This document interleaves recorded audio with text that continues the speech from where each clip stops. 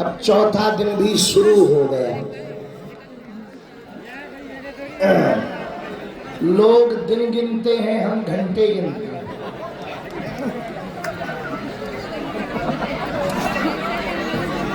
कल बहुत देर रात तक जागना पड़ा,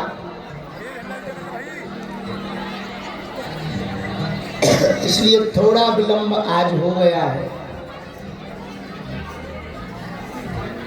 हम सब बहुत भाग्यशाली हैं कि हनुमान जी महाराज श्री बागेश्वर बालाजी का मिलन करवाने के लिए बांके बिहारी वृंदावन जा रहे हैं।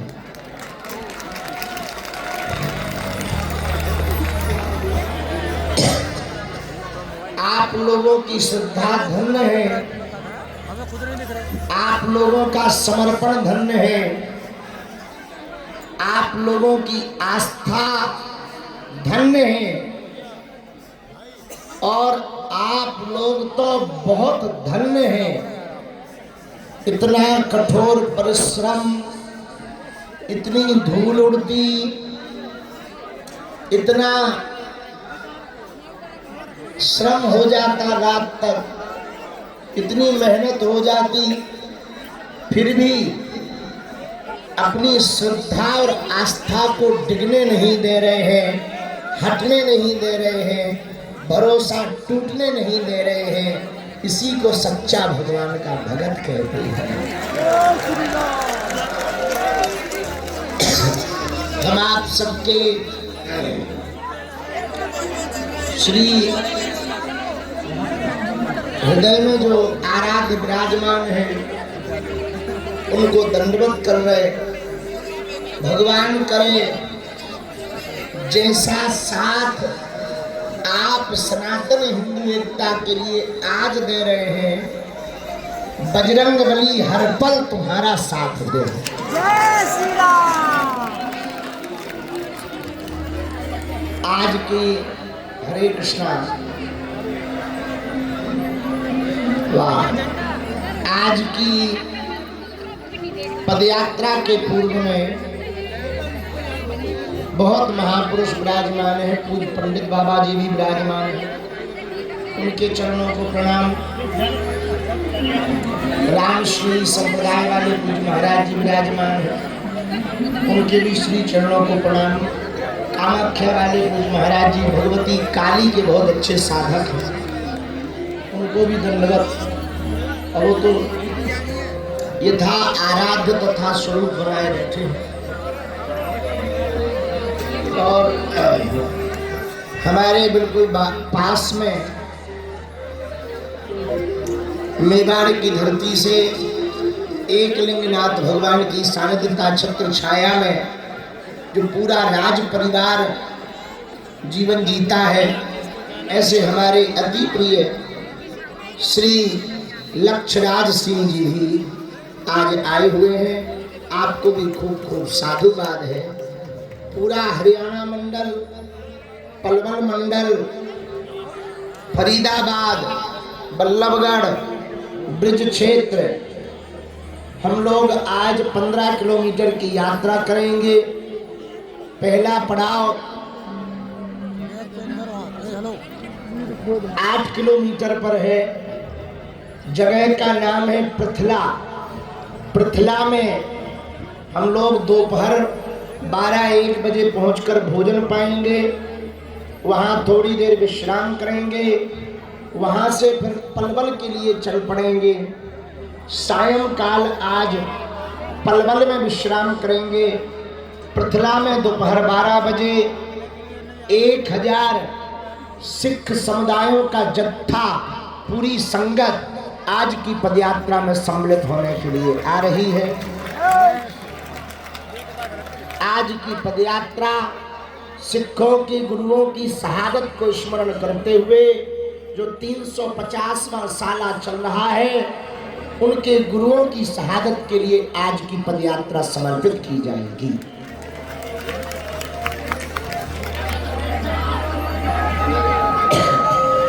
शाम को पलवल में विश्राम करेंगे। धूल बहुत उड़ती है। आप लोग हो सके तो अपने नाक और मुख में या तो मास्क लगा ले या कपड़ा बांध ले। हमारी तो मजबूरी है, पर आप अपने स्वास्थ्य का ध्यान रखना, क्योंकि अभी 4 दिन ही होंगे, आज 5 दिन बाकी है। आधी यात्रा कल हो पाएगी, इसलिए बहुत ज्यादा ध्यान रखना स्वास्थ्य का। ठंडी भी बहुत है, पर लोगों की गर्मी भी खूब है। गर्मी कई प्रकार की होती है, एक पैसा की होती है, एक मौसम की होती है। खैर, ठंडी तो भगवान की कृपा से भयंकर है, होनी भी चाहिए। मौसम है, अपनी अपनी जगह है, पर वो भगत ही भगत क्या जो रुक जाए, चाहे धूप लगे या ठंड, भक्ति तो बराबर चलती रहेगी। साधन जब तक जो गुरु जी ने दिया है वो तो चलते ही रहेगा। सुनो हिंदुओं, कान खोलकर, हनुमान जी ने प्रण दिलवाया, हनुमान जी ने ही प्रेरणा दी, हनुमान जी ही बांके बिहारी से मिलने जा रहे, हनुमान जी ही यात्रा करवा रहे, हनुमान जी की ही यात्रा है, हनुमान जी से ही सनातन है, हनुमान जी की ही ये काया है और हनुमान जी की ही ये पूरी माया है।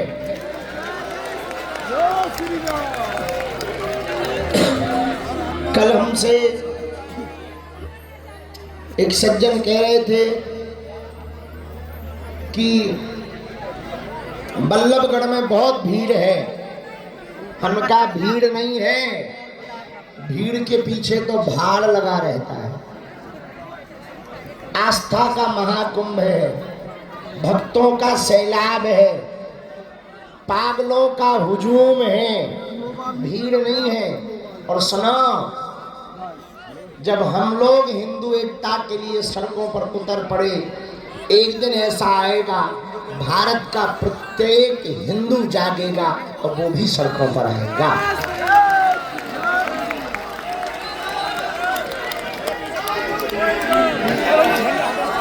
जब जंगल में हाथियों की एकता हो सकती, मोहल्लों में कुत्तों की एकता हो सकती, भारत में जब टोपी वालों की एकता हो सकती, तो तिलक वालों की एकता क्यों नहीं हो सकती?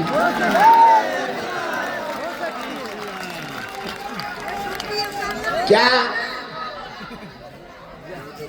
चींटियों की एकता होती कि नहीं होती है? बोलो जोर से। होती है। एक चींटी काऊ को काट ले, ज्यादा फर्क नहीं पड़ा था, पर 40-50 इकट्ठी आ जाए तो अच्छे खासे हाथ या पांव में हाथी शरीर हो जाए। काशी विश्वनाथ भगवान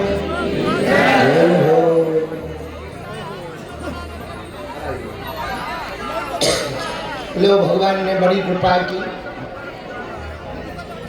प्रातः काल में ही विश्वनाथ जी, काशी विश्वनाथ जी के प्रधान सेवक, उनकी छत्र छाया में रहकर श्री विश्वनाथ जी ने जिनको अपने सन्निकटता में उपास्य करने की सामर्थ्यता दी है, ऐसे हमारे श्री काशी विश्वनाथ जी वाले प्रमुख पुजारी जी आज पदयात्रा में आए हुए हैं। दोनों हाथ उठाकर हर हर महादेव बोलकर हरे हरे हरे। हाँ, तो हम क्या सुना रहे थे? सुनो, चींटियों में एकता होती कि नहीं होती है? होती है। हाथियों में एकता होती है। मोहल्ले में कुत्तों में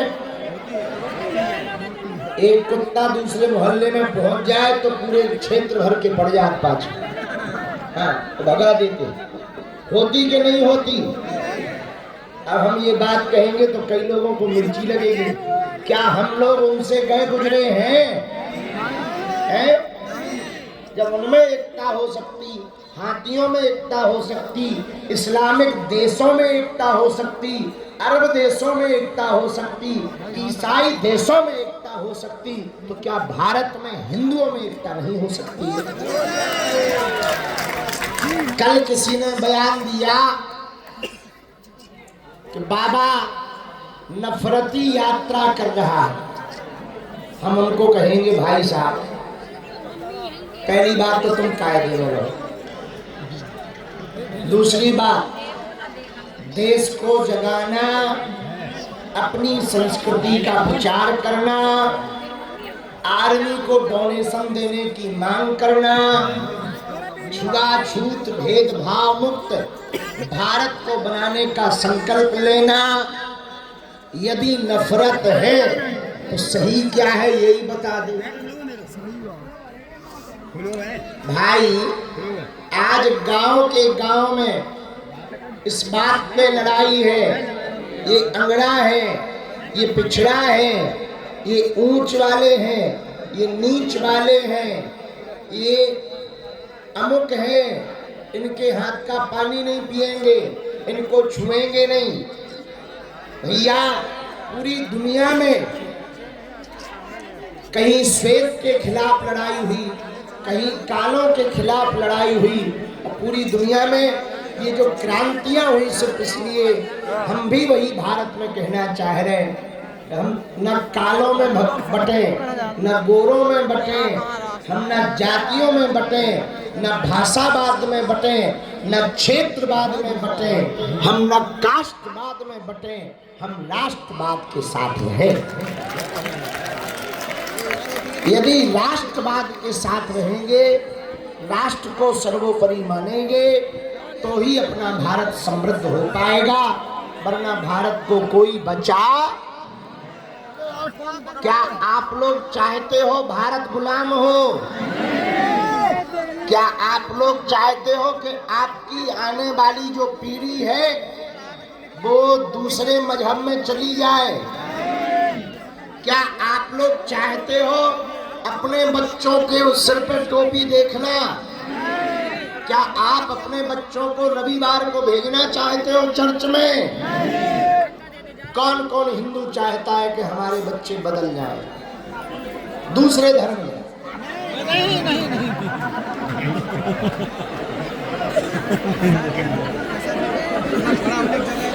अच्छा, कौन कौन हिंदू चाहता है कि हमारी कई पीढ़ियां तो क्या अनंत पीढ़ियों तक हमारी हिंदू संस्कृति में कोई दाग धब्बा ना लगे, हमारी परंपरा में धब्बा ना लगे, हमारे समाज में धब्बा ना लगे, परिवार में धब्बा ना लगे?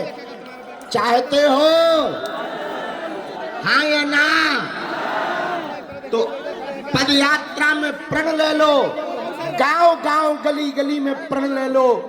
जब तक भारत भेदभाव छुआछूत मुक्त ना हो जाए, जब तक कास्टवाद शून्य ना हो, राष्ट्रवाद प्रबल ना हो, तब तक एक एक घंटा आप सनातन के लिए दीजिए। जिस दिन भारत भेदभाव मुक्त हो जाएगा, जिस दिन भारत छुआछूत मुक्त हो जाएगा, जिस दिन भारत हिंदू राष्ट्र हो जाएगा, उस दिन ही आपकी संस्कृति और आपकी संतति सुरक्षित रह सकती है।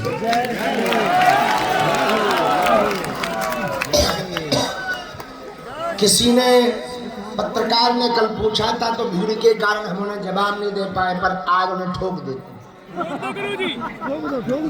उन्होंने पूछा कि भारत हिंदू राष्ट्र बनाना क्यों जरूरी है? नक कटा। तो क्या पाकिस्तान हिंदू राष्ट्र बनेगा या बांग्लादेश? 1947 में, 1947 में मुसलमानों ने ये मांग की जिन्ना की लीडरशिप में कि हमको अलग देश चाहिए। पहले पाकिस्तान भी अपना ही था, अभी भी अपना ही है। वो बात अलग है कि कुछ दिनों के लिए वो भूल गया, बाद में वापस आएगा। जय श्री राम। जिन्ना की लीडरशिप में इस्लाम धर्म को मानने वाले लोगों ने मांग की कि हम लोग अलग रहेंगे, हिंदुओं के साथ नहीं रह सकते हैं। इनकी पूजा पाठ अलग है, हमारी अलग है, इनकी सोच अलग है, हमारी अलग है। ये अहिंसावादी हैं, हम हिंसावादी हैं। हम लोग उनका कहना था कि हम लोग काटने पर भरोसा करते हैं, इनके साथ नहीं हम रह सकते। तो उस समय की सरकार ने निर्णय लिया इनका अलग टुकड़ा कर दिया जाए, ताकि भविष्य में बच्चियों की आने वाली जो पीढ़ियां हैं वो आपस में लड़े न। 47 में जो बंटवारा हुआ आजादी के बाद, एक टुकड़ा बना पाकिस्तान। कोई दिक्कत नहीं, बहुत अच्छी बात है, बंटवारा हो गया, पाकिस्तान बन गया। पर एक बात हमें समझ में नहीं आई, जब ये बात हमारी नहीं है ना हम कह रहे हैं, आप YouTube पर सरदार वल्लभ भाई पटेल के भाषण सुन लेना, उनकी बात है, हम केवल दोहरा रहे हैं। ये श्री सरदार वल्लभ भाई पटेल ने ये बात कही कि जब मजहब के नाम पर पाकिस्तान दे दिया तो भारत में रहने वाले सभी इस्लाम धर्म के व्यक्ति वहां क्यों नहीं गए।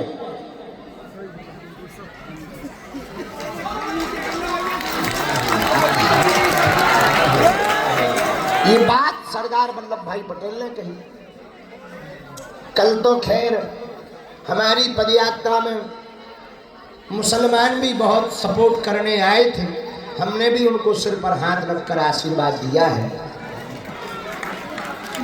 और उन्होंने सीताराम भी बोला है। हमने कहा कोई बात नहीं, अच्छी बात है, इसी तरीके से रहो, हमें क्या दिक्कत है, कोई बुराई नहीं है, हम मुसलमानों के विरोधी थोड़ी है। तो जब इस बात का बंटवारा हो गया, पाकिस्तान बन गया, फिर भी कुछ मुसलमान धर्म को मानने वाले लोग भारत में रहे, अच्छी बात है, उनकी अपनी श्रद्धा थी भारत माता के प्रति, इस देश के प्रति, रह गए, वो भी कोई बुराई नहीं है। पर भैया जब मजहब के नाम पर पाकिस्तान हो सकता है तो सनातन धर्म के नाम पर हिंदू राष्ट्र भारत क्यों नहीं हो सकता। हम सिर्फ इतनी बात कहना चाह रहे हैं, जहां 80% हिंदू रहते हैं, और सुनो आप लोग ये जो कष्ट उठा रहे हैं ना, ठंड में सो रहे, पाँव में छाले पड़ रहे, धक्का लग रहा, ये आप अपने लिए नहीं कर रहे, आपकी आने वाली पीढ़ियों के लिए आप कर रहे हैं। कल एक महात्मा हमारे बगल में थे, वो बोले बहुत लोग आपके साथ फोटो खिंचाना चाहते हैं। हमने कहा हम भी खिंचवाना चाहते। बोले क्यों? हम कहा हम तो वीडियो तक बनवाना चाहते। बोले क्यों? हमने कहा आज से 50 साल बाद ये वीडियो उनके मोबाइल पर रहेगा तो आने वाली पीढ़ियों को वो कम से कम बताएंगे तो कि हिंदू राष्ट्र के लिए जो बिगुल बजा था उसमें हम भी पदयात्रा में पैदल चले थे। एविडेंस के रूप में तो रहेगा भाई। पहले के जमाने में पत्र होते थे, फोटो होती थी, अब तो वीडियो का जमाना है, कोई बात नहीं। पर रील वाले लड़कों रियल बात मत खो देना। रील वाले लड़कों रियल बात मत खो देना।